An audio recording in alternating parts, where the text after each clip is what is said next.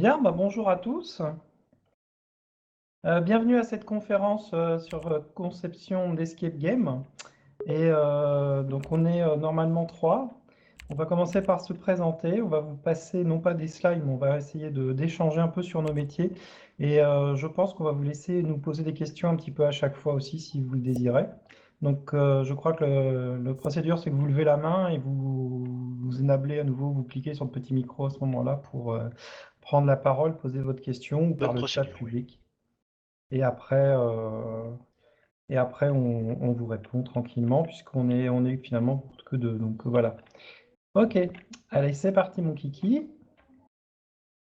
Je vais me reculer juste pour voir si l'écran marche bien en même temps. Voilà.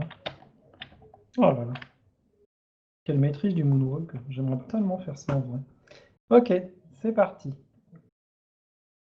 Donc Cécilia, qui viendra peut-être se greffer, j'espère si elle arrive à se connecter, qui est créatrice d'énigmes pour son entreprise, Le Lapin Blanc. Donc si vous voyez quelqu'un arriver en catastrophe, ça sera elle. Alain, je te laisse te présenter. Oui, alors du coup, moi je suis auteur et concepteur de jeux. Donc aujourd'hui, je suis là pour parler des escape games parce que j'ai fait pas mal d'escape book, du coup, qui est un dérivé de l'escape game. Et à côté de ça, je fais aussi des romans, d'autres formats de jeux. Le ludique m'intéresse beaucoup et tout ce qui est aussi fiction en fait, linéaire, non linéaire justement avec de l'interaction, donc les escape games. Voilà, pour faire bref. Et moi, je suis Stéphane Anctil, donc moi je suis auteur également à plein temps et je travaille effectivement sur deux types de formats, les escape games, les livres-jeux, etc., énigmes, et les jeux de société. C'est-à-dire que je crée aussi des jeux de société, donc il y a des escape box, mais il y a aussi beaucoup de jeux non narratifs, pareil avec des énigmes, des codes, des choses comme ça, mais plutôt sur des thèmes policiers comme Chronicle of Crime Noir ou Crime Zoom, des choses comme ça qui sont donc des jeux de société. Quel est notre métier? J'avais mis ça un petit peu. Quels sont nos clients? Oui, à qui ça s'adresse quand on est concepteur? Qui vient nous voir? Qui nous paye pour faire ça? Alors, principalement, de mon côté, ce sont des éditeurs de jeux et des éditeurs de jeux de livres, hein, comme 404 éditions. Qui ont déjà des collections et qui veulent que je crée des scénarios pour cette collection. Donc, on a deux collections chez 404 Éditions qui ont été inventées par deux autres auteurs, François Liévin et Frédéric Dorme. Et une fois qu'ils ont fait les premiers, en fait, l'éditeur veut continuer la collection et fait appel à d'autres auteurs comme Alain et moi pour continuer. Donc, il s'agit d'une collection Escape Box qui est un escape game qu'on organise chez soi avec une vraie phase de fouille à base de cartes. C'est une petite boîte avec 40 cartes et un manuel. Et des bouquins. Alors, le livre, c'est les escape books. Je ne sais pas si vous connaissez, on les voit beaucoup en librairie, etc. C'est une émulation des escape games, mais à lire, avec un système d'énigmes qui n'est pas sans rappeler, pour ceux qui les plus anciens, les systèmes un petit peu de point and click, où on combine un objet avec un autre, on essaye le singe dans la poubelle pour voir si ça ouvre, enfin des choses comme ça. Et donc là encore, il s'agit de mêler de la narration avec des énigmes.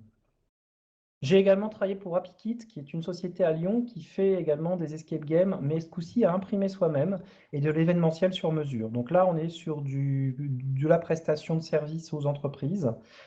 J'ai créé comme ça un escape game assez complètement dingue, décalé, avec un thème absolument hilarant sur des produits contre les diarrhées pour un client médical. Donc vous voyez que ça peut aller loin, l'escape game. On a des thèmes assez profonds comme ça. Et c'était dans le but tout simplement de former des médecins, enfin de sensibiliser des médecins à l'existence d'un nouveau traitement à partir d'un médicament qui existait déjà mais qui avait une nouvelle application. Donc voilà, bon, c'était complètement, enfin, c'est assez dingue, on m'a jamais proposé un thème aussi fou, mais ça montre que l'escape game en fait sert aussi effectivement à transmettre des savoirs, à faire en sorte que des choses un peu barbantes puissent être amusantes. Voilà. Non, mais en ce qui me concerne, j'ai envie de dire, c'est à peu près comme toi, étant donné que tous les deux, on travaille pour le même éditeur principalement, j'ai envie de dire. À l'inverse de toi, moi, j'ai pas, mes clients, c'est surtout des éditeurs. J'ai pas encore eu, on va dire, de serious game. C'est un peu comme ça que j'ai envie d'appeler ce que tu dis sur ton truc pharmaceutique. On m'en a proposé, je n'ai pas encore eu le temps d'en faire, même si effectivement le concept est intéressant, c'est-à-dire de servir d'un outil ludique très connu pour une approche, on va dire, beaucoup plus sérieuse et professionnelle que, effectivement, tu as essayé la banane sur le singe, je ne sais plus quel était ton exemple. Mais oui, en ce qui me concerne, moi, c'est beaucoup de l'édition du livre et du jeu, pour le coup, en matière d'escape game. Ok. Et l'autre client, enfin l'autre débouché que j'ai, c'est après, c'est effectivement, c'est des éditeurs, enfin à part les éditeurs, il y a aussi des auteurs de jeux qui ont fait des jeux. Alors là, c'est plus sur l'enquête, il y a des jeux d'enquête qui existent déjà dans le jeu de société comme Chronicle of Crime. Et à ce moment-là, moi, je fais des scénarios pour ces jeux-là. C'est-à-dire qu'en fait, il faut tout le temps ramener de nouvelles histoires à ces jeux pour qu'ils continuent d'exister, puisqu'ils sont les scénarios, une fois qu'on les a faits, bah, on connaît l'histoire, c'est comme un épisode de série, on va difficilement le rejouer. Donc il faut tout le temps alimenter ces jeux, et à ce moment-là, c'est souvent les auteurs de ces jeux qui me connaissent et qui viennent me voir pour que j'alimente ces jeux, etc. Donc on a vraiment une sorte de création de métier comme ça, que ce soit pour l'escape ou l'enquête, qui devient fournisseur de contenu, donc une sorte de scénariste du jeu, scénariste de scénario non linéaire, puisqu'effectivement, à chaque fois, il y a une forte interactivité à prévoir avec le joueur. Oui, c'est ça qui est assez, j'ai envie de dire, amusant avec le concept, c'est qu'on parle d'escape game, mais au final, c'est tout un ensemble de ressorts de game design mêlés à du narratif qui, en fait, fonctionnent, j'ai envie de dire, mais on va en reparler, je pense que tu avais prévu ça aussi Oui, dans les oui. slides, mais qui fonctionnent effectivement sur le format de l'escape game, mais c'est on va dire, des ressorts de gameplay qu'on retrouve dans d'autres jeux que tu peux retrouver comme voilà, dans des jeux d'enquête, dans du livre dont tu es le héros, enfin, dans énormément de types de jeux. C'est à peu près les mêmes ressorts, c'est l'utilisation et on va dire la cohésion entre tous les ressorts qui est différente pour l'escape game, mais on les retrouve d'un concept à l'autre, en tout cas je trouve. Ouais, c'est vrai. C'est un peu le même style d'écriture, les mêmes techniques. Enfin, quand on en fait l'un, on peut faire l'autre et inversement. Et les deux se nourrissent, les deux pratiques se nourrissent, c'est assez intéressant. Les supports de tout ça, bah, c'est beaucoup effectivement des choses qui sont éditées. On a des contraintes, après on reviendra sur la contrainte, mais c'est beaucoup des cartes, du papier, et on travaille avec des éditeurs, donc avec des gens qui vont faire toute la partie mise en page, illustration, commercialisation, etc., pour que ça finisse dans un magasin que vous, en tant que consommateur, vous pourrez acheter. Voilà. On n'édite évidemment pas nous-mêmes, nous, les choses, contrairement justement à Cecilia, dont c'est un peu le métier. C'est bon? Ah oui, j'ai rien à ajouter, je suis tout à fait Non, d'accord. sinon, si tu t'endors, essaye de ronfler, comme ça je te dérange pas. Alors, qu'est-ce que l'escape pour vous, c'est quoi, etc. Puis j'ai mis deux, trois petites phrases pour essayer de susciter des réflexions. Alain, tu peux Ouais, définir ok. ce que c'est l'escape game pour toi? Alors ouais, je vais le définir pour moi. Pour le coup, je vais pas du tout donner une définition qui est universelle parce que, en tout cas pour moi, l'escape game, c'est avant tout un moyen, j'ai envie de dire, de raconter une histoire dans laquelle la personne qui écoute, qui vit cette histoire est impliquée. Pour moi, c'est avant tout du design narratif, c'est un ressort narratif en fait où la personne est là pour vivre quelque chose. Donc pour moi, t'as mis enfermé dedans, dehors, l'objectif du joueur, le but de l'auteur. Pour moi, le but, c'est vraiment de vivre quelque chose. J'allais dire, c'est l'histoire avant tout. C'est vrai, avec le gameplay, bien sûr, c'est-à-dire un lien entre les deux. Mais ça aussi, je crois qu'on va peut-être en reparler. Mais voilà, pour moi, c'est une histoire à vivre, vraiment. Si je devais vraiment faire très simple, l'escape game, c'est une histoire à vivre. Alors, il y a plein de... J'ai parlé du livre dont tu es le héros, j'ai parlé d'autres formats. Il y a plein de formats qui permettent de vivre une histoire. Donc, on va dire c'est une histoire à vivre de manière intense, étant donné que souvent l'escape game, il y a cette notion d'urgence, de précipitation, où il faut faire les choses assez rapidement. Souvent, il y a un compte à rebours. Bon, il s'avère que dans les formats que nous on utilise, surtout sur les livres, c'est pas le cas pour les escape box, mais sur les escape books, bon, il n'y a pas forcément cette notion d'urgence parce qu'on va pas dire à l'adulte ou à l'enfant tu n'as que 60 minutes pour faire le livre, il peut tout à fait tricher. Là où dans l'escape box, il y a un minuteur. Mais voilà, je dirais faire vivre une histoire de manière intense. Ouais. Bah moi, je suis d'autant plus à l'aise avec ça que je viens de l'enquête, en fait. Moi, j'ai été contacté deux fois par des gens qui faisaient de l'escape, donc une fois 404 éditions, parce que je faisais du Sherlock avant, et mon premier livre, c'était un escape book Sherlock Holmes, où il y a une composante enquête, effectivement, une histoire, une vraie histoire policière en fond qui sert de thème et de fil conducteur à l'enchaînement des énigmes. De même, j'avais été contacté pour ce travail sur Sherlock que je faisais avant, pour faire pareil un escape game, mélange d'escape game et d'enquête à Toulon, qui était une enquête historique qui se passait dans l'Arsenal pendant le bagne de Toulon, etc. Et c'était une société qui faisait de l'escape game classique, enfermé dans une pièce, etc. Donc ça montre bien que les domaines sont très perméables là-dedans. Et je trouve que en fait, l'escape pour moi, c'est une façon de refaire jouer les gens avec l'intelligence. C'est-à-dire qu'en fait, je pense que ce que l'escape vraiment a amené tout d'un coup, a mis sur le devant, c'est qu'avant, ça existait, on avait des choses comme des murders, du jeu de rôle grandeur nature. On avait surtout les chasses au trésor. Je ne sais pas si vous vous rappelez les chasses au trésor un peu qu'on faisait en colonie de vacances. Et tout ça était devenu un petit peu ringard, un petit peu has-been. Et tout d'un coup, grâce à l'escape, les gens se sont rendus compte que c'était sympa de réfléchir ensemble, que c'était sympa de retrouver ces histoires d'énigmes, etc. Et effectivement, ils se sont remis à jouer à ces petits défis intellectuels, etc. Et ça a remis sur le devant de la scène un peu tous ces jeux, toute cette façon de jouer, sous un nouveau format, avec une contrainte de temps, la fouille, etc. Mais c'est toujours un petit peu derrière quand même des mécaniques qui existaient déjà avant dans d'autres styles de jeux. Et je trouve que c'est ça qui est intéressant, c'est qu'en fait, on peut retourner également à ces espèces de chasse au trésor, on peut retrouver des buts. C'est pour ça l'objectif du joueur, je pense que si on reste effectivement aujourd'hui sur des histoires de on est enfermé, on a 45 minutes pour sortir, c'est un petit peu bête, c'est un petit peu réducteur. Alors que je trouve que bien des salles et bien des escape games en jeu de société ou en jeu sont déjà arrivés à transcender ça et à proposer, comme tu dis, des scénarios, des histoires, à se mélanger avec avec des histoires de retrouver un objet, de sortir, de trouver un coupable, etc. Enfin, ça va au-delà de juste rester enfermé dans une pièce et avoir des énigmes un peu sans thème, sans fil conducteur, juste des énigmes mis bout à bout. Et effectivement, on a aujourd'hui des projets qui sont quand même très narratifs et très thématiques. Ouais, c'est vrai. Alors attends, j'ai vu que vous avez participé, du coup on va revenir après dessus, mais j'ai juste envie d'ajouter quelque chose sur ce que tu dis, c'est que c'est d'autant plus vrai qu'en fait j'ai l'impression que l'escape game aujourd'hui, on a eu, moi dans ma jeunesse, j'ai l'impression que ce qui marchait beaucoup, c'était les livres dont tu es le héros, qui vraiment avaient un bel essor, et même avant ma jeunesse j'ai envie de dire, et j'ai l'impression en fait qu'aujourd'hui l'escape game est un croisement de tout ce que tu as dit, c'est-à-dire de cette chasse au trésor, les murders ça peut aussi, mais en fait un croisement où tu as à la fois de la narration, tu as de l'enquête ou des énigmes, en tout cas, cette sollicitation intellectuelle avec une dimension de game design où tu n'es pas juste en train de lire uniquement ou de lancer des dés, comme tu peux l'avoir dans les livres dont tu es le héros. Et en plus, avec cette notion d'urgence où aujourd'hui, quand tu regardes dans les jeux de société ou autres, ceux qui marchent le plus, c'est pas ceux qui vont forcément durer 4 heures. C'est ceux qui vont se dérouler dans un temps très court, qui dépassent rarement 1 heure. Il suffit de voir les ventes des jeux de société les plus importants, on va dire, qui ne sont pas tout le temps des jeux de société très pro, où tu passes 3 heures sur une seule partie et 1 heure à intégrer les consignes, on va dire, les règles du jeu. Donc c'est un espèce de croisement de tout ça, effectivement, j'ai l'impression, les escape games, et qui a redonné un essor également à tout le reste ces 3 dernières années, je dirais, au minimum.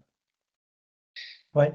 Alors dans le chat, on nous dit notamment que pour les gens, c'est un espèce de défi contre l'auteur, un espèce de défi but du joueur de montrer qu'il est plus malin que l'auteur ou que Sherlock si c'est un détective.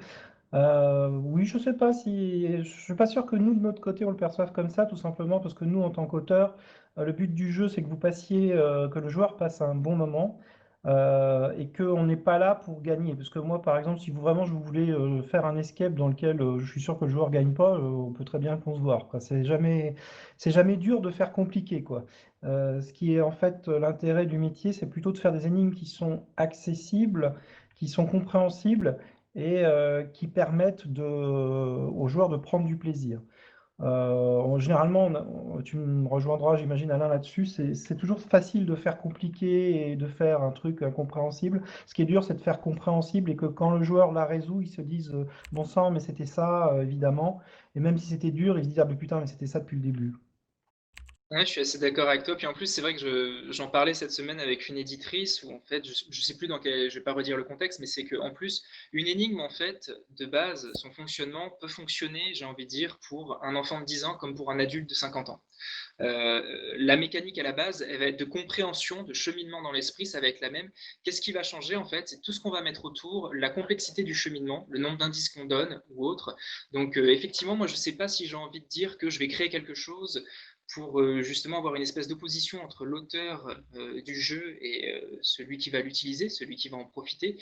Là où en revanche, moi je trouve que c'est plus intéressant ce principe de création, c'est de faire des énigmes intelligentes et dont la personne va se souvenir, avec un twist intéressant où justement le moment où il y a cette, comment dire, le déblocage se fait, c'est pas genre ah j'ai éclaté l'auteur, j'ai cassé ce que l'auteur a fait, mais plus genre c'est hyper, enfin d'avoir une forme de surprise en fait dans la résolution de l'énigme plus qu'une forme de pure victoire par rapport au créateur.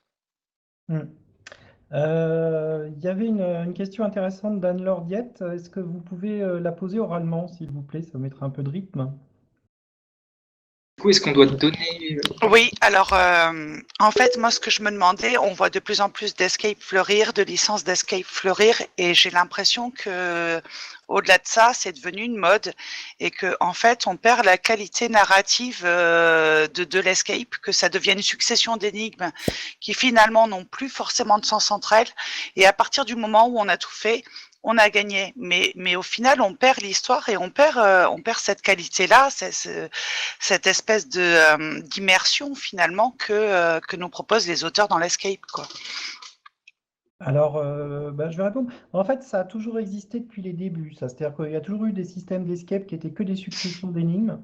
Et ce que j'ai tendance à voir maintenant, c'est qu'au contraire, c'est vrai que c'est une mode, hein, c'est vrai qu'il y en a de partout. Il y a des choses qui sont faites à licence, notamment, qui sont quand même très commerciales. Je sais que j'en ai signé une ou deux. Mais en fait, ça n'empêche pas de faire un produit de qualité, ça n'empêche pas de mettre de la narration en respectant les univers proposés. Par exemple, moi j'ai travaillé sur du Rick et Morty ou du Minecraft.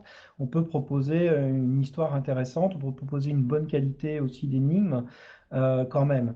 Je dirais presque le contraire, c'est-à-dire qu'en fait, sur des produits assez haut de gamme comme la gamme Unlock ou d'autres gammes de jeux d'escape, de jeux de société, on a au contraire de plus en plus de narratifs et un thème de plus en plus présent, justement pour monter en qualité, pour se distinguer de la concurrence. Donc j'aurais plutôt l'impression que le fait qu'effectivement ça soit très à la mode et qu'il y en ait partout, on a en tout cas dans le jeu de société une montée de qualité assez notable là-dessus. Après, sur les salles, donc on a MAF qui va peut-être pouvoir nous en parler sur l'escape game en salle. Et coucou, moi c'est Maf et alors j'ai été Game Master d'Escape pendant quelques années, Ah d'accord. jusqu'au printemps là. Mhm.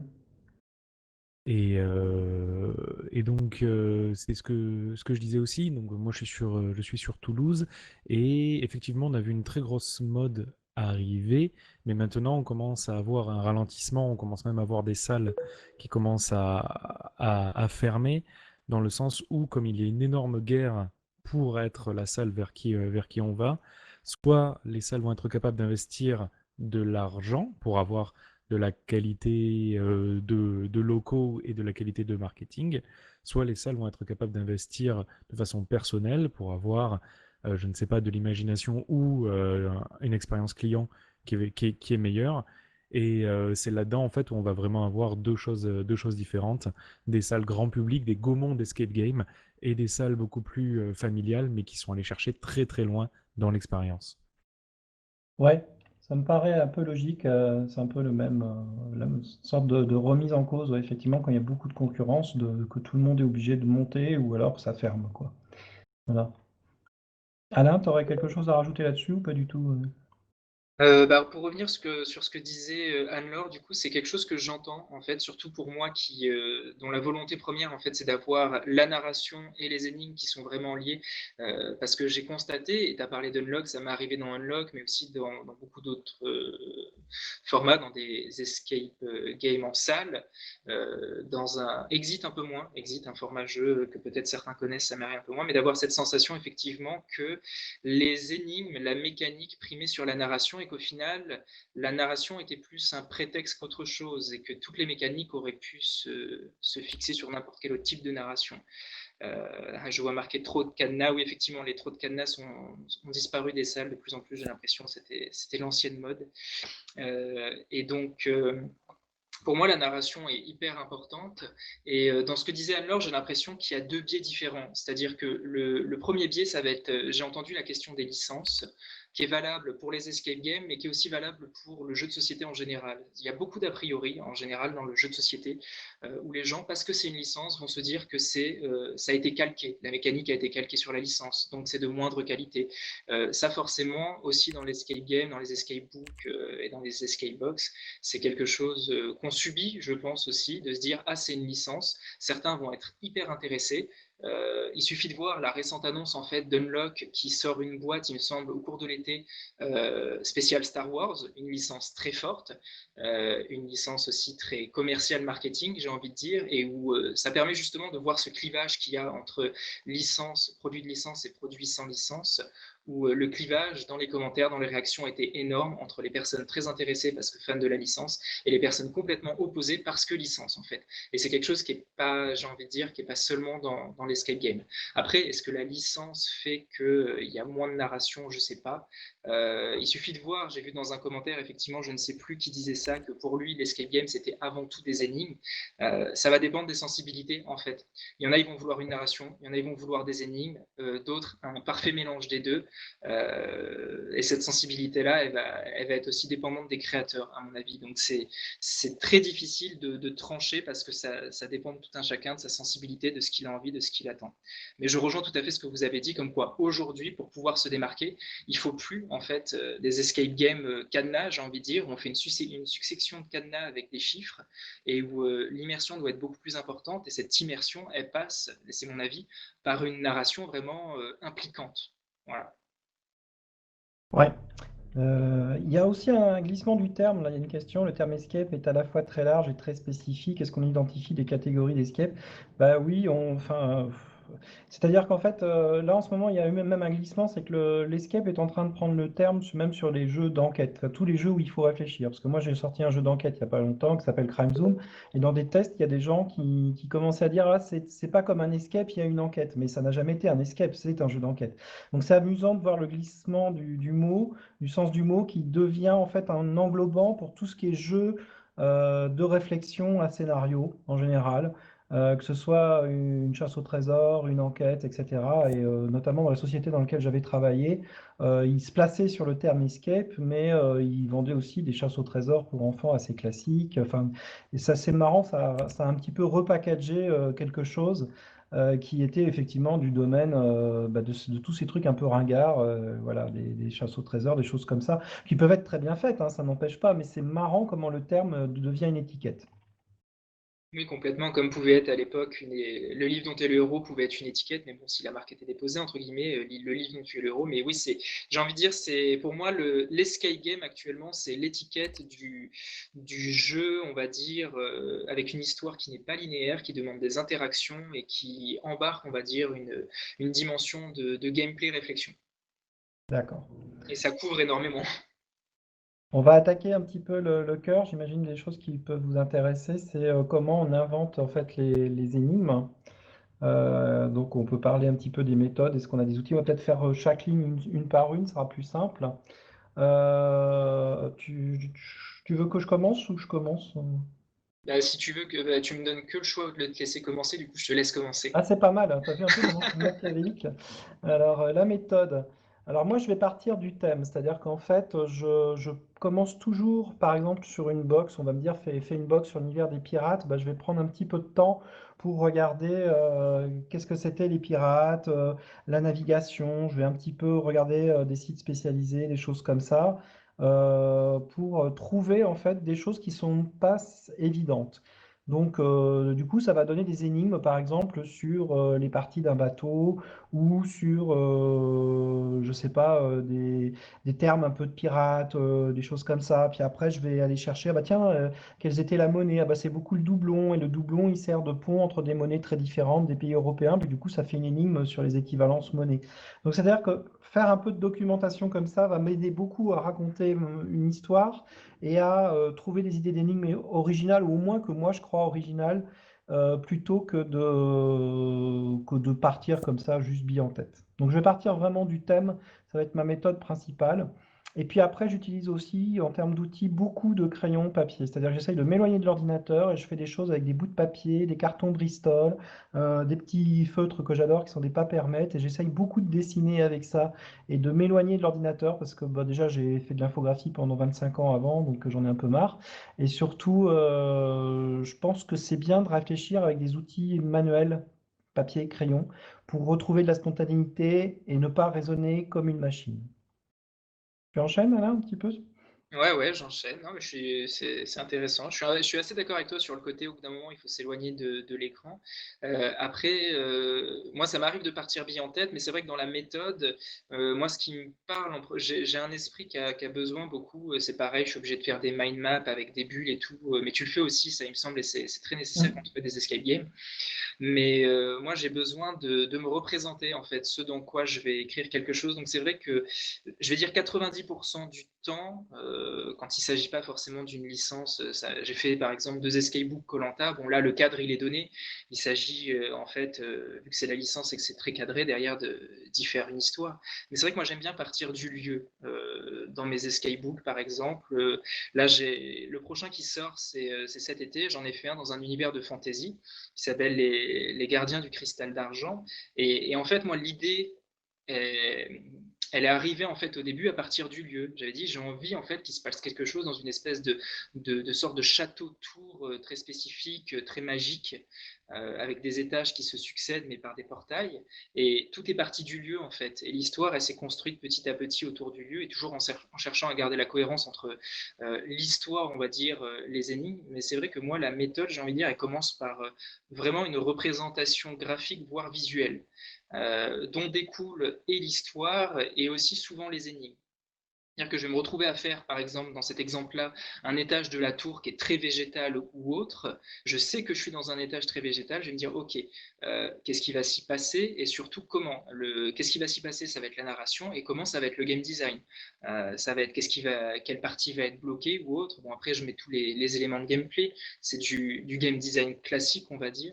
Mais le lieu me parle. J'ai besoin, même si c'est très moche parfois, de dessiner des trucs pour me représenter, pouvoir me projeter en fait dans le lieu où va se dérouler la chose.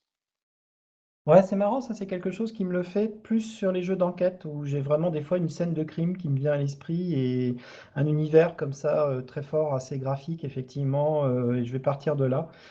Sur l'escape un peu moins, peut-être parce que l'intellectualise plus ou je sais pas, voilà. En tout cas, voilà. Je vais répondre aux deux autres lignes. Est-ce qu'il y a des ouvrages sur le sujet à conseiller? Est-ce qu'il y a des livres à conseiller? Et quelles sont les sources d'inspiration? Alors, bah, des ouvrages, malheureusement, j'ai lu deux, trois trucs qui sont sortis sur les escapes. Il n'y a pas grand-chose d'intéressant. Par contre, ce que je vous conseille vraiment, c'est en fait de regarder un petit peu ce qui se passait du temps des livres-jeux, enfin pas des livres-jeux, mais des livres dont vous êtes le héros. Parce que les livres dont vous êtes le héros, dans les années 80-90, ont vraiment exploré plein de choses, de fonctionnement, de game design, de façon de raconter une histoire, de boucler, etc. On apprend énormément de choses sur sur la narration, sur la façon de faire des embranchements, etc. Et puis également, une grosse source d'inspiration aussi pour moi, c'est les jeux, l'ancêtre des jeux point and click, qui sont déjà des associations d'objets, qui sont déjà des énigmes, etc. Et même le premier dont j'ai le souvenir, c'est un jeu sur Amstrad qui s'appelait Intérieur. On était enfermé dans une pièce, sans souvenir, et on devait essayer de deviner ce qui nous était arrivé. Et puis il y avait une petite histoire de conspiration, on était un scientifique. Il fallait trouver des mots de passe. C'est très basique, c'est programmé en basique d'ailleurs. Et c'est enfin c'est regardable aujourd'hui. Mais c'est un jeu qui m'a fortement marqué quand j'avais 14 ans. Je pense, je l'ai rejoué il n'y a pas longtemps. C'est vraiment assez séminal pour moi, ces espèces de tout premiers jeux d'aventure texte. Et là encore, le format très ingrat, très sobre de ces jeux vraiment de l'ère 8 bits, quoi. Principalement sur du texte, des gros pixels, est tellement épuré qu'en fait on y trouve en fait une inspiration, enfin une façon de faire les choses, parce qu'avec très peu de moyens. Alors c'est marrant parce que tu as lu une phrase que je ne vois pas dans mon chat, donc peut-être qu'il y a des choses que je ne vois pas passer du tout dans le chat. Est-ce que du coup tu peux me la relire De quoi? ce qui t'a fait réagir à l'instant en fait, c'est une personne qui demandait, c'est ça, c'est des conseils sur des lectures peut-être qui peuvent aider Oui, à... oui, bah, c'est dans la slide ça en fait. Ah d'accord, je crois que tu lisais quelque chose parce que je vois des Non, choses non. défiler. Bah, du coup, pour réagir à ça, moi, j'ai deux ouvrages que je conseillerais, mais c'est parce que moi, je suis dans vraiment l'approche narrative plus que l'approche d'énigmes. Alors, il y en a un, je crois que je l'ai sorti là, c'est très intéressant, ça s'appelle le design narratif en fait, de Ronan Le Breton, qui est très intéressant justement, qui parle de scénarios et de la manière de les construire. Et il y en a un autre que j'ai derrière moi, mais pour le coup, je ne sais plus exactement où est-ce qu'il est, mais c'est de John Trudy, c'est l'anatomie du scénario, où là pour le coup, c'est la manière de concevoir vraiment une histoire plus que des énigmes. Et vu que moi, c'est l'histoire qui m'intéresse en plus des énigmes, c'est pour ça que je le conseille. Après, c'est vrai que la meilleure méthode, et il me semble que tu l'as dit, c'est de prendre, je sais pas, un livre dont vous êtes le héros, que vous avez aimé, ou n'importe quel jeu, et en fait de le décortiquer. Moi, j'ai commencé à comprendre comment ça fonctionnait et à m'intéresser à cette manière de créer des histoires et de créer des narrations. En fait, en prenant tout simplement un livre dont tu es le héros et en faisant le schéma réellement à la main, ça prend du temps, mais ça permet aussi de comprendre vraiment visuellement comment les choses s'enchaînent, ce qu'on ne ressent pas du tout à la lecture, forcément, parce que c'est dans un seul livre et qu'on ne visualise pas tous les chemins, les possibilités. Je pense que ça, c'est le meilleur moyen de commencer à comprendre comment concevoir ce genre de jeu. Hmm. C'est très particulier et c'est vrai qu'on va recouper ces informations-là. Alors évidemment, dans le chat, Anne-Laure, oui, effectivement, oui, des livres de cryptographie, des choses comme ça, c'est sympa. Mais le problème, c'est qu'un escape game, c'est pas juste un code et que bon, par exemple, vous n'allez pas pouvoir faire un escape game où il y a 2 fois un code secret, quoi, parce qu'il y a des gens que ça va gonfler de décrypter des messages. Donc malheureusement, on peut pas que se poser. J'adore ça, hein, mais on peut pas se reposer que là-dessus. Il va falloir faire vraiment des énigmes très variées qui utilisent des compétences complètement différentes. Ça peut être du visuel, ça peut être de l'association d'idées, etc., du rébus, du jeu avec les mots. Enfin, il faut vraiment être assez ouvert en termes d'énigmes pour pouvoir à la fois se renouveler et que chaque joueur puisse avoir vraiment une énigme qui lui plaît, qui lui parle et qu'il arrive à résoudre. Notamment, on s'adresse quand même dans les escape games souvent à un groupe. Donc, il faut que chaque joueur du groupe ait, je dirais, son petit moment de gloire. Et on ne peut pas voilà, se reposer que sur un seul type d'énigme comme la cryptographie ou les codes secrets, quand bien même je les adore. Oui, qui en plus, j'ai envie de dire, je pense que c'est très pratique, c'est de plus en plus facile à résoudre parce qu'il y a aussi un processus d'habituation, c'est-à-dire que ça répond en plus à Pixel qui dit est-ce que quand vous écrivez vos scénarios, il arrive que vous vous répétiez en termes d'énigmes quand vous n'arrivez pas à avoir d'idées. Il faut se rendre compte qu'en plus l'enjeu pour nous, c'est que c'est extrêmement populaire, il y a de plus en plus d'escape games sur tous les formats, que ce soit en salle, en livre, en boîte, en jeu. Du coup, il y a aussi cette idée que petit à petit, le public a vu beaucoup de choses et est habitué. C'est-à-dire qu'il y a les débutants qui vont pouvoir être surpris effectivement par quelque chose de très simple comme un code secret à décrypter. Et il y a ceux qui vraiment en auront vu beaucoup et ça va tout de suite les saouler. Ils vont se dire ouais, mais un peu comme les cadenas. Ils vont se dire ouais, mais on a déjà vu ça, c'est pas intéressant. Donc pour le coup, on est obligé, et ça répond à la question, effectivement, de ne pas se répéter et de même de trouver des manières d'innover même si la mécanique initiale, vraiment de base, le cœur de l'énigme, elle peut en mélanger plusieurs, en rappeler d'autres, mais il y a cet enjeu effectivement de devoir renouveler en permanence et arriver à surprendre en fait pour pas que la personne se dise ah mais je connais, j'ai déjà vu, c'est comme ça qu'il faut résoudre, je l'ai déjà vu dans telle boîte, je l'ai déjà vu dans tel truc. On est obligé de se renouveler, sinon je pense que les gens s'ennuieraient atrocement à force, car Hmm. habitués. Au niveau de tes sources d'inspiration, Alain, des choses qui en dehors du jeu ou qui t'inspirent beaucoup? Bah, j'ai envie de dire beaucoup de jeux vidéo. Hmm. Parce que, comme je l'ai dit au début, c'est de toute façon dans l'escape game, ce sont des ressorts de game design. Le fait d'avoir deux objets que tu vas devoir trouver et utiliser ensemble pour résoudre une énigme, c'est du game design de base. C'est pas une critique, hein, mais c'est assez basique dans la conception en game design. Donc le jeu vidéo, je trouve que c'est très intéressant. Les jeux vidéo qui en plus embarquent une dimension narrative assez forte. Après, forcément, les livres ont le héros, parce que c'est ce qui m'a donné envie de faire ce genre de choses, parce que j'en ai beaucoup consommé. Le jeu vidéo plus RPG, je vois dans les commentaires, ceux qui ont des ressorts narratifs, en fait, avec des twists. Après, qu'est-ce que j'ai d'autre comme le jeu de société en général, peut-être plus pour le coup, pour avoir des concepts d'énigmes, l'aspect ludique au niveau des sources d'inspiration. Un peu tout. J'ai envie de dire un peu tout peut être utile. Même de regarder un film, ça peut te donner une idée de twist pour une énigme, parce que tu trouves ça très bien fait et que ça Ouais. provoque justement le déblocage intéressant. Mm.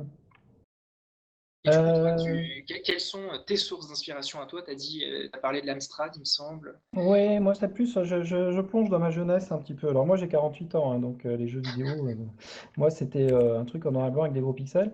Et je suis plutôt, ouais, ça, disons que je trouve que ces vieux jeux m'inspirent, me donnent vraiment une phase d'inspiration, hein, vraiment le sens, tout d'un coup on a des idées créatives qui arrivent en se rappelant de ces jeux, en regardant des let's play, des choses comme ça. Et après, sur toute la partie narrative, moi je suis très série, donc je fais plutôt regarder des séries, notamment des séries policières, etc. Et effectivement me pencher plus sur le scénario, sur la façon dont c'est écrit. Et il y a deux, trois ouvrages aussi qui sont pas mal sortis sur comment on écrit des scénarios de séries. C'est des choses qui m'intéressent beaucoup plus que effectivement les jeux vidéo modernes où je m'ennuie profondément, en fait, faut bien le dire. Donc, j'ai un petit peu plus ce genre de référence en fait en tête, moi. En plus, j'insiste par rapport à ce qu'on a dit tout à l'heure, mais moi j'ai vraiment l'impression qu'effectivement il y a eu un énorme bond des salles d'escape game qui étaient très cadenas pour la plupart, et où vraiment, je dirais, depuis un an, ça se voit dans effectivement les salles, dans les jeux comme Unlock, ou même dans d'autres jeux de société qui s'appellent pas escape game, mais qui reprennent une partie de mécanique. Je pense notamment récemment à Yellow, qui a sorti un jeu qui s'appelle Le Donjon. Y a pas, c'est un jeu d'aventure, mais dessus, ça aurait pu s'appeler Escape Game Le Donjon, vraiment, vu que les mécaniques s'en rapprochent, et où en fait il y a un glissement, ça c'est mon constat, hein, ça n'engage que moi, qui est en train de s'opérer entre l'escape game traditionnel comme on le connaît et vraiment un jeu entre guillemets purement narratif. C'est-à-dire que j'ai l'impression que ce qui va compter maintenant, et c'est peut-être aussi pour ça que ce qui t'intéresse, c'est de savoir comment raconter l'histoire, comme je disais, ça va être l'histoire au-delà des énigmes. De mon côté, je vois ce glissement qui s'effectue, où cette année et l'année prochaine, même dans le jeu de société, les jeux d'immersion narrative, et qui s'appelleront plus forcément Escape Game, même s'il y a 2 ans, ils auraient pu s'appeler tel quel, c'est ce qui va, entre guillemets, pas fonctionner, mais ça va prendre un essor, en fait.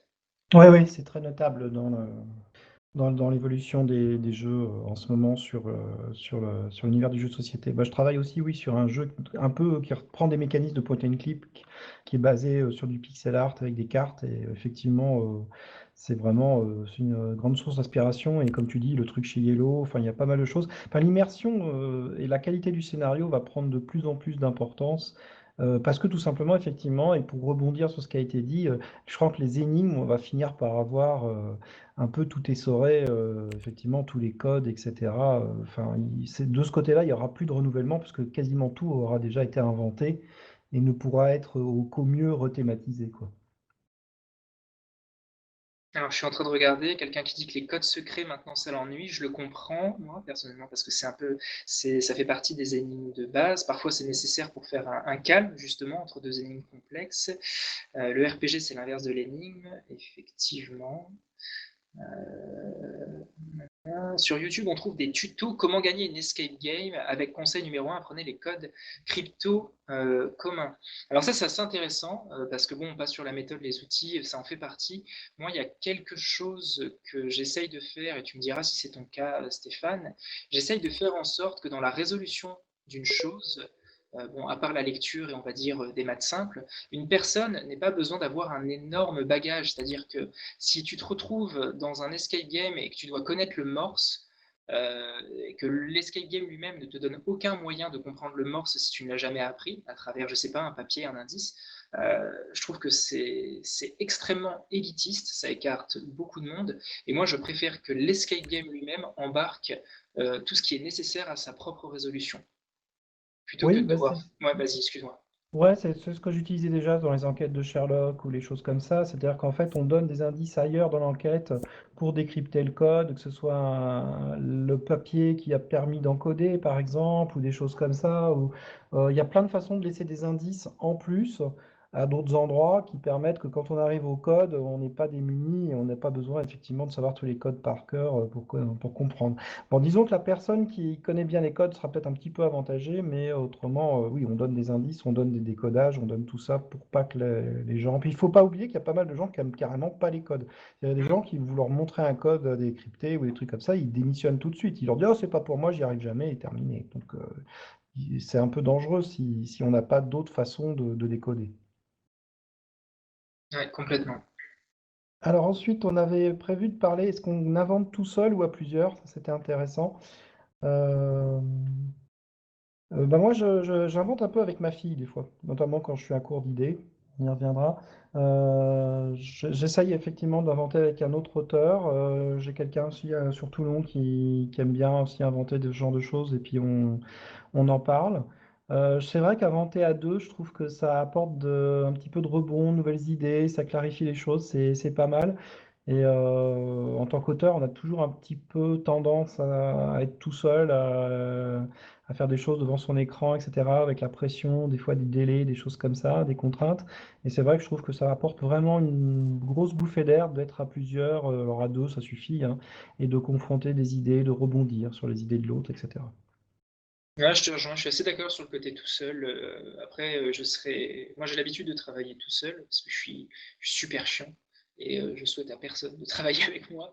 Mais tout seul aussi parce que c'est pas comme un roman, c'est assez compliqué, effectivement. C'est bien d'avoir un rebond, et on l'a déjà fait, Stéphane et moi, d'avoir ce côté, d'avoir quelqu'un en fait qui a un répondant face à toi, mais sans être en fait partie prenante du processus de création depuis l'origine, et du coup d'avoir un recul.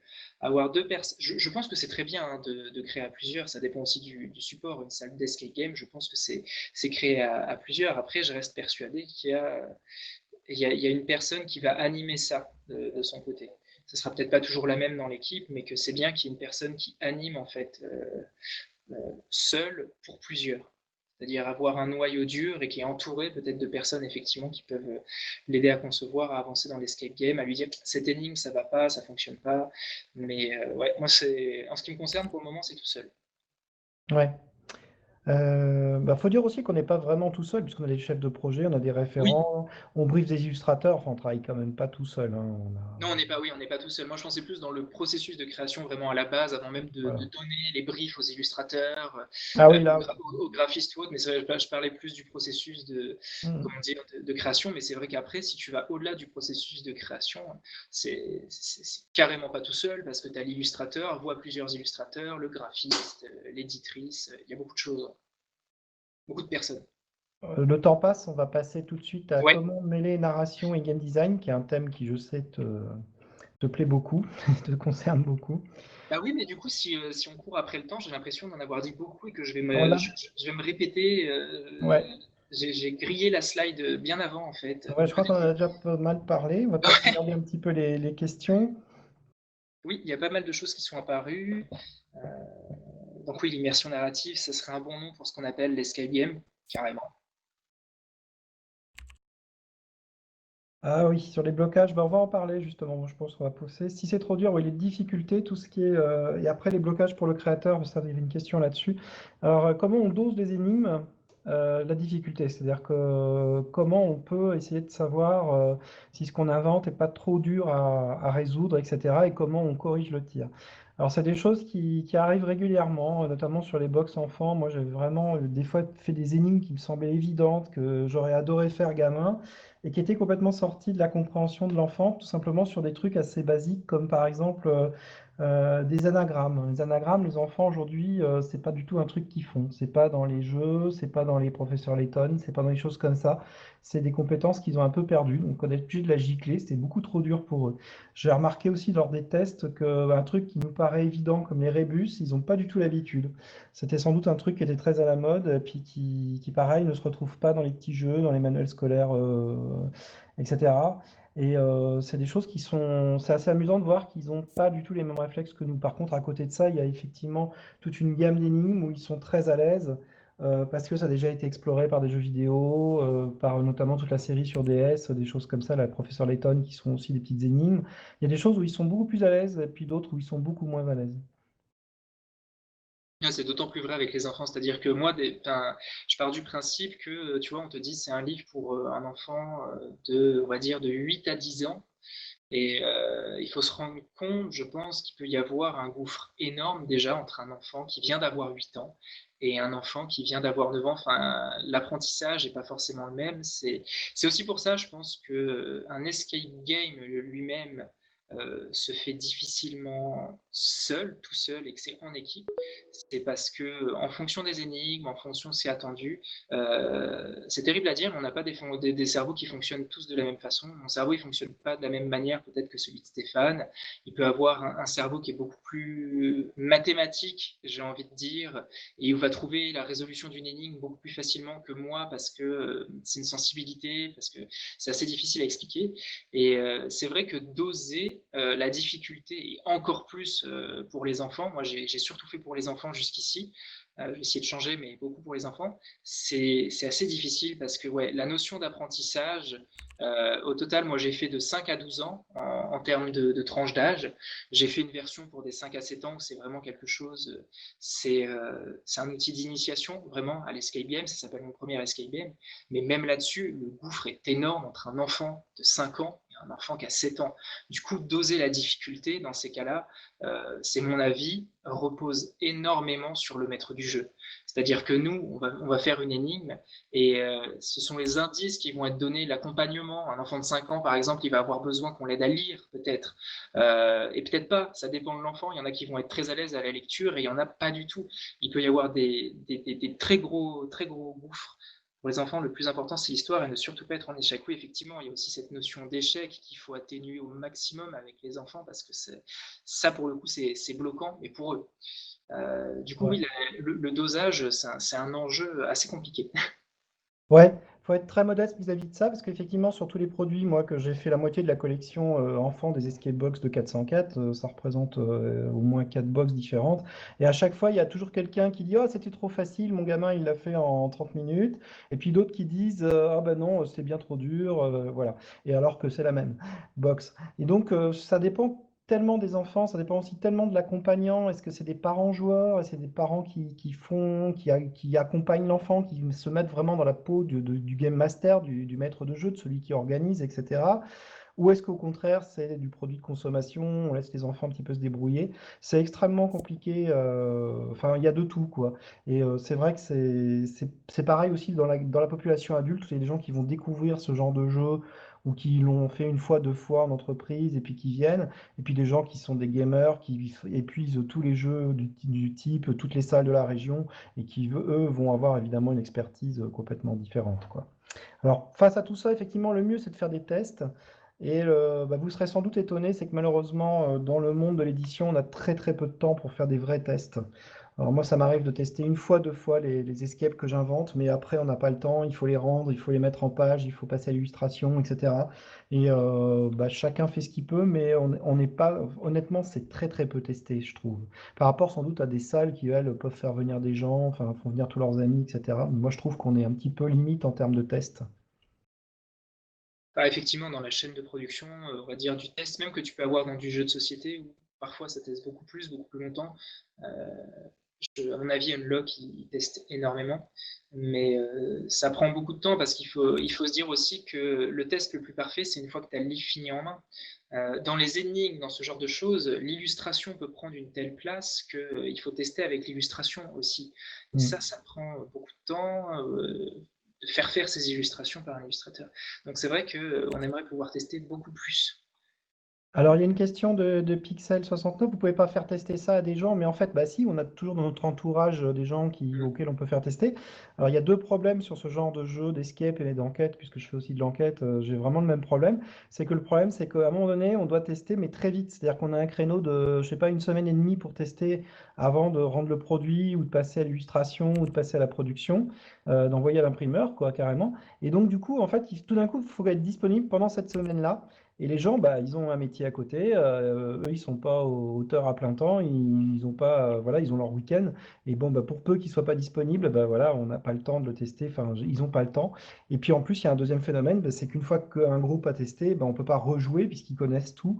Donc, on est obligé de trouver des nouveaux joueurs à chaque fois. Et bah, c'est pareil, les problèmes de disponibilité. Alors, on essaie de se rapprocher d'associations, de gens passionnés, d'avoir tout un. Moi, j'ai un petit listing comme ça de gens qui me connaissent, qui testent quasiment tous mes jeux. Mais malheureusement, les contraintes vraiment de l'édition, de la production, etc., fait que bah, des fois, on n'a pas le temps. Voilà, on n'a pas le temps, on ne prend pas le temps, parce que bah, c'est aussi un métier et que bah, comme dans tous les métiers, il y a des respects, il y a des délais à respecter. Alors après, je vois, c'est bien de au moins faire tester avant d'imprimer, nous dit Trésor à Paris, Johan. Il faut pas non plus dire qu'on teste pas du tout. C'est-à-dire que j'ai envie de dire, on va faire tester de notre côté, mais de toute façon, ça peut pas passer buggé le stade de l'édition. C'est-à-dire que on va pas publier quelque chose de buggé, c'est arrivé parce que c'est des erreurs de maquette ou autre, mais on a bien des personnes qui suivent le projet et qui de toute façon valident ou invalident si c'est buggé. Donc, dans tous les cas, il y a une forme de bêta, ne serait-ce que par ça, de test, euh, pour être sûr qu'il n'y a pas de bug. Un truc qui m'intéresse beaucoup, moi, c'est les systèmes d'aide pour le joueur. Donc, en fait, c'est comment vous débloquez le joueur qui bute sur une énigme. Ça, c'est le rôle du Game Master en présentiel quand on est dans des escape rooms. Et nous, comme on fait des livres et des boîtes, vous imaginez bien qu'on n'est pas dans la boîte et puis qu'on ne surgit pas tel Aladdin pour aider les joueurs. Donc, comment on peut inventer des systèmes d'aide? Alors, c'est quelque chose d'assez dur à faire parce que moi, je compare ça à un accident de voiture. Imaginez, vous avez quelqu'un, il y a eu un accident de voiture. Vous arrivez sur place, la voiture elle est emplafonnée dans l'arbre sur le bord de la route.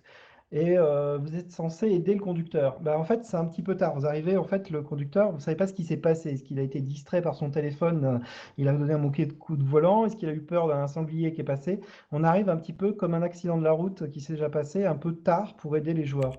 C'est-à-dire qu'en fait, on ne peut pas savoir ce qui s'est passé avant, ce qui a amené que la réflexion, elle débouche sur une impasse. Et c'est encore plus vrai sur le jeu d'enquête quand les gens ratent une information, ne font pas attention à un indice, loupent le petit mot, la petite incohérence d'un témoignage. Quand on doit les aider, bah, c'est très dur parce qu'on ne peut pas savoir, on n'était pas là, on n'est pas présent, contrairement à un game master en salle, et on ne sait pas ce qu'ils ont raté vraiment. Donc du coup, on essaye de repointer ce qu'il faut avoir vu. C'est très lourd.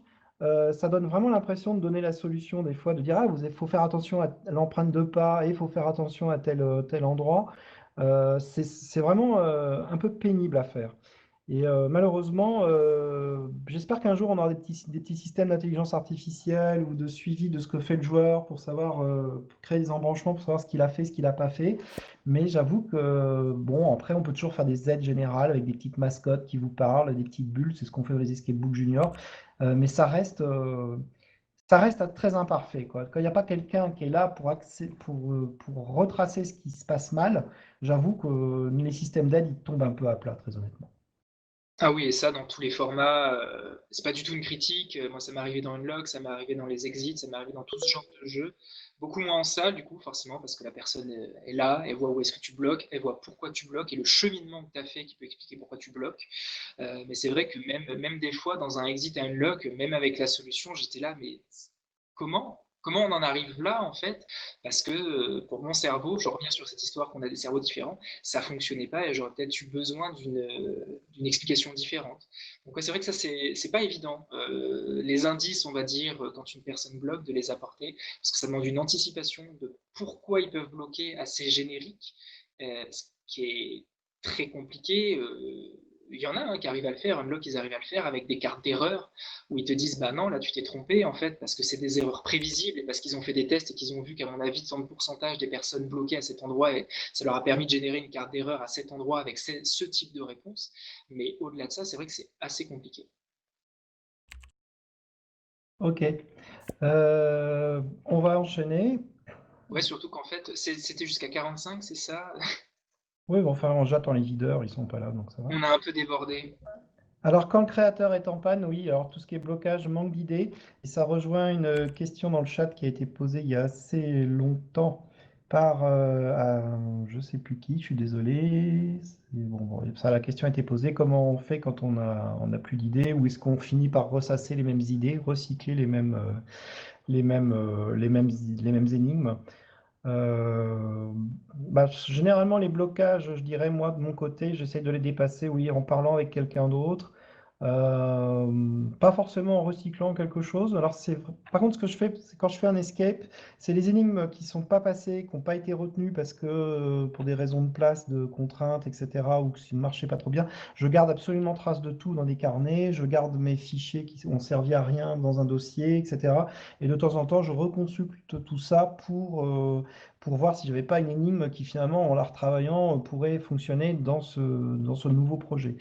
Et en ce qui concerne les manques d'idées, je suis créatif, donc ça m'arrive quasiment jamais.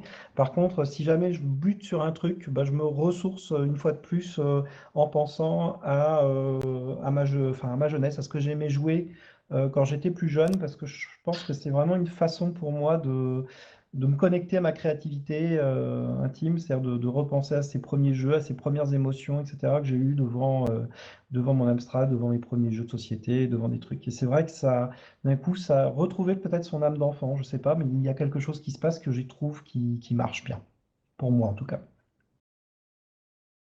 Ouais, ouais, ouais. Non, mais je vois ce que tu veux dire sur la nécessité de trouver comment se ressourcer. Moi, c'est pas forcément, tu vois, je vais pas forcément aller me replonger dans un défi fantastique ou autre parce que je suis en blocage, mais je vois tout. Il y a cette nécessité, en tout cas, de poser pendant un temps le stylo et oui, de changer les idées, même en allant te ressourcer dans un vieux jeu d'Amstrad ou autre. Mais les blocages, je pense que dans les escape games, c'est assez courant, pas dans le sens.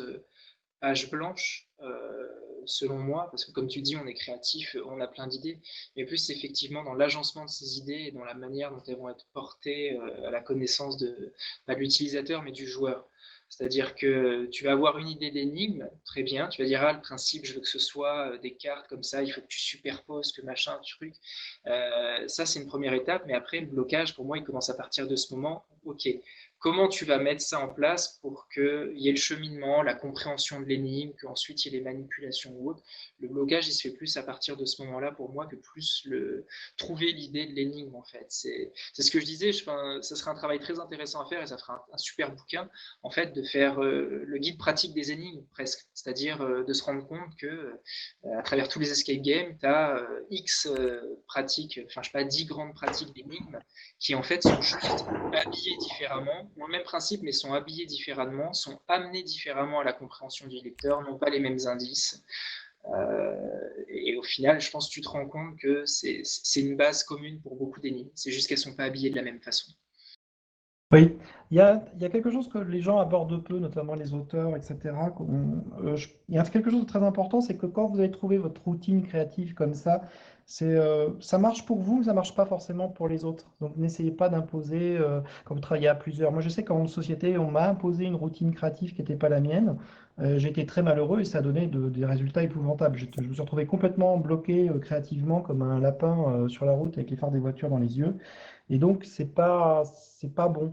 Donc, chacun est différent, chaque créateur a son petit puits, sa petite source d'inspiration. Et quand vous arrivez à l'identifier, c'est bien parce que vous y retournez quand vous voulez.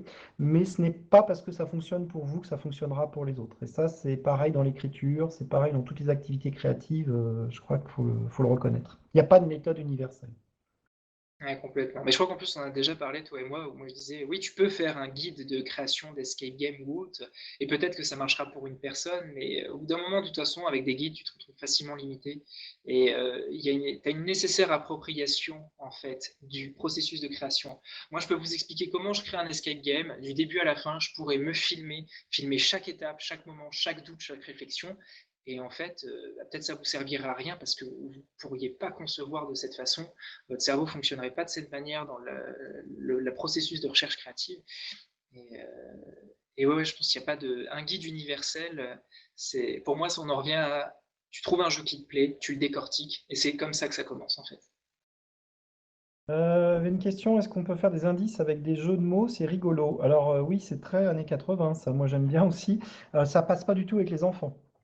C'est catastrophique avec les enfants parce que les enfants comprennent pas forcément les jeux de mots, ils n'ont pas du tout les mêmes rapports à ça et comme ils sont en détresse, ils ont besoin d'être aidés de manière assez simple et évidente.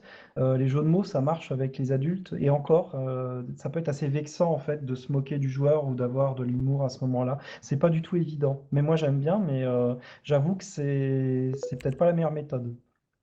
Ah, il faut se méfier, oui, les enfants, il faut se méfier de ce que j'appelle le second degré. C'est pas forcément de l'humour ou autre, mais c'est effectivement un deuxième niveau de lecture. Je pense qu'effectivement, un seul niveau de lecture, ça peut suffire parce que surtout avec des trucs d'énigmes ou autre, ça peut perdre. Et avec les adultes, peut-être un peu moins, mais tiens, il y a quelqu'un qui va nous dire, vous devez partir, c'est fini. À la Oui, vigile. c'est un peu ça. Je suis désolé de faire l'oiseau de mauvais augure, mais oui, on a une conférence qui arrive dans 10 minutes. D'accord, bon, on va finir dans 5 minutes. Voilà. Parfait.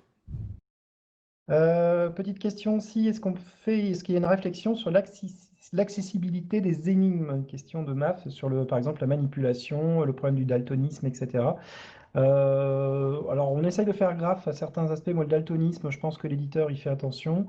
Les manipulations, bah non, on peut pas, parce que c'est un produit grand public, donc c'est mort en fait. Je sais qu'il y a une association dans le jeu de société qui s'occupe vraiment spécifiquement de refaire aux besoins des versions adaptées pour le handicap, etc. Et qui sont experts, qui ont vraiment des ergonomes, etc. Qui refont les jeux aux besoins avec l'accord des éditeurs dans des versions adaptées à certains handicaps. Non, attends, je suis en train de regarder 10 règles pour faire de bonnes énigmes, ça brille la créativité. Par contre, j'ai écrit. Alors, je disais pas forcément que c'était 10 règles. Je disais que ça serait une étude intéressante à faire pour un game designer, peut-être même, tu vois, qui est professeur, d'analyser en fait vraiment beaucoup, voir tout ce qui est sorti. Et en faisant ça, je pense qu'il se rendrait compte qu'il y a des grands types d'énigmes qui sont simplement mis en scène différemment, habillés différemment, mais qu'il y a la base est la même. C'est ce que je voulais dire. 10 règles pour faire de bonnes énigmes, non, je pense pas, mais plus des types d'énigmes. Je pense qu'il y a des grands types d'énigmes qu'on peut facilement dessiner. On en a parlé, par exemple, le texte crypté, c'est un type d'énigme. Après, tu l'habilles comme tu le veux. On avait une question aussi sur la traduction en général. Éviter oui, les jeux de mots parce que c'est dur à traduire. Alors moi, j'ai carrément pas mal de produits qui sont traduits par 404 qui sont sortis en Allemagne, en anglais, en italien. Et c'est assez drôle. Effectivement, des fois, il y a les traducteurs ne contactent pas et j'imagine un peu l'angoisse du traducteur qui doit traduire certaines énigmes qui sont effectivement un petit peu culturelles ou liées à la langue. Je pense notamment, j'avais une énigme dans un Sherlock où on arrivait dans un métro de marque Siemens à Londres et donc c'était une machine allemande, ce qui était vrai historiquement. Et donc l'énigme, c'était en fait de comprendre un peu les termes allemands pour mettre en route la matrice avec des mallettes, un bouton appuyé. Ce genre d'énigme qui tombe complètement à plat pour les Allemands, évidemment. Je ne sais pas comment le traducteur allemand a réussi à faire ça. Je crois il est un peu passé à côté. Enfin, c'était assez drôle. C'est quelque chose qui m'intrigue aussi beaucoup, la manière dont les énigmes sont traduites à Ouais. l'étranger, ou même venant de l'étranger comme exit pour le français. On n'aura pas le temps de parler de la commande et des contraintes, donc c'est vrai que tout, On a un petit peu abordé au début quand même, ouais, voilà, rapidement. enfin, toute création commerciale d'Escape répond effectivement à un délai. Est-ce on a combien de mois avant de livrer? Le matériel aussi très important, y compris même dans les jeux de société imprimés. C'est-à-dire qu'en fait, on a des contraintes d'impression liées au coût de la production. Donc, ce qui fait que c'est là, par exemple, les Escape Box, c'est 40 cartes. Moi, je travaille sur une gamme de jeux d'enquête, c'est 55 cartes parce que c'est un jeu de poker standard et donc c'est des impressions standards chez l'imprimeur, chez le fabricant. Il y a toujours des contraintes, il faut s'habituer à créer sous contrainte, que ce soit le thème qui est imposé, le matériel, le délai. Et assez curieusement, les contraintes apportent de la créativité, c'est-à-dire qu'en fait, le fait d'avoir un cadre vous oblige à être meilleur. Alors que si vous partez dans tous les sens, vous allez avoir beaucoup de mal à vous restreindre, à garder le cap. Et je trouve que c'est finalement, moi, j'apprécie assez des fois de travailler sous contrainte. Complètement d'accord avec toi. Je veux dire très, très brièvement, mais effectivement, la contrainte, oui, la joie peuvent donner des idées, effectivement, mais c'est surtout qu'en plus, c'est extrêmement formateur, à la fois pour avoir j'ai envie de dire, et c'est nécessaire quand tu es créateur, la réalité économique. Oui, effectivement, tu pourrais créer quelque chose dans ton coin qui embarque 500 cartes à jouer. Tu vas voir un éditeur, il va dire mais t'es malade, jamais c'est pas publiable, c'est pas rentable. Donc la notion de contrainte, elle permet de comprendre pour moi beaucoup dans la création, et elle va aussi imposer la nécessité de concision, et qui est très très bien pour ce genre de jeu. Tout à fait. Bon, on parlera pas de l'effet de mode, mais je crois qu'on a déjà parlé. Oui, Le on l'a futur de dit, l'escape ok. game. Je pense que l'escape game, on l'a déjà abordé, va devenir de plus en plus du jeu immersif, du jeu narratif. Il va aller vers de plus en plus d'histoires. Effectivement, je pense qu'on l'a déjà un peu pas mal parlé en fait. Ouais. On va vous parler un petit peu de nos sorties en cours. C'est Sylvia qui n'était pas là. Un escape game qui est jouable ici, qui s'appelle le Tableau des Maquisards, dans une des salles. C'est au Dôme Tableau du Tonnerre, il me semble. Lapin Blanc Énigme, je crois, oui. Donc voilà. Alors, toi, Alain, tu as 2 sorties en ce moment. Alors ouais, moi j'ai pas mal de choses, j'ai fait une sélection. Donc j'ai effectivement le prochain escape book qui est pour de la jeunesse, mais je pense qu'il pourrait intéresser des adultes parce que c'est le premier escape book difficile en termes de difficulté, puisqu'il faut doser. Celui-là il est assez pointu. Donc c'est un escape book de fantasy, et je sors également un ouvrage sous forme d'essai, on va dire, autour de l'univers de Lovecraft avec les grands anciens. Voilà. Une sorte de guide de survie illustré par mes soins qui permet de découvrir l'univers des grands anciens et de Lovecraft. Tout ça paraît en août. Alors moi j'ai en août aussi un Vive l'aventure, donc c'est un revival de la collection très célèbre Chagrin des années 80-90. Donc c'est du livre de Zweig le héros illustré pour enfants, donc c'est 48 pages, c'est très joli, c'est illustré par Cécile qui fait de la BD classique, donc je vous conseille, c'est des enfants à partir de 7 ans. Ça sort le 20 août. En ce moment j'ai une Escape Box Minecraft Earth, donc à licence qui est pour les enfants, pas trop dur. Et puis pour les vrais, les geeks et les vrais, je vous conseille vraiment l'Escape Box Rick et Morty, qui est très drôle, que j'ai pris beaucoup de plaisir à faire avec un niveau de difficulté assez relevé, qui est un escape game à organiser chez vous, toujours chez 404 Éditions. Et pour ceux qui seraient passionnés par les enquêtes policières, j'ai une gamme de jeux d'enquête qui commence, dont le premier est sorti, qui s'appelle Crime Zone, et qui se vend plutôt bien, qui a des excellents retours, mais là c'est de l'enquête policière à base d'une scène de crime qu'il faut explorer. Voilà, Je l'ai fait et effectivement, il vaut le coup. merci. Merci à vous. Ouais, merci beaucoup. Merci en plus pour votre participation, vos questions et votre interaction. Voilà. On va rendre la parole et la strade. J'essaye les boutons moi aussi, je ne sais pas lequel. Donc j'ai coupé. Voilà. Merci pour vos questions. Allez, tout le monde appuie sur clap en même temps. Allez, F4, Je sais même pas ce que. F4, voilà. Sinon, on s'en va pas et je tape l'animateur. F4, mieux que ça. Allez, merci beaucoup. Au revoir. Merci, au revoir.